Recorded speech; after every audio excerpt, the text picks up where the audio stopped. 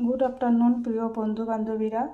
তো আজকে লাঞ্চে বানিয়েছি গরম গরম ভাত, লগে আছে ডিম অমলেট, অমলেটের লগে আছে ধনিয়া পাতার চাটনি, আর সিম আলু দিয়ে মূলা দিয়ে মিষ্টি কুমড় দিয়ে সব কিছু দিয়ে একটা চচ্চড়ি করেছি।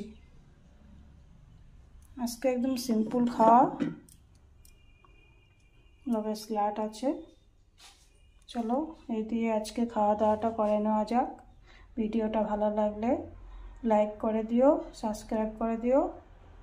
ভালো থেকো, সুস্থ থেকো, টাটা।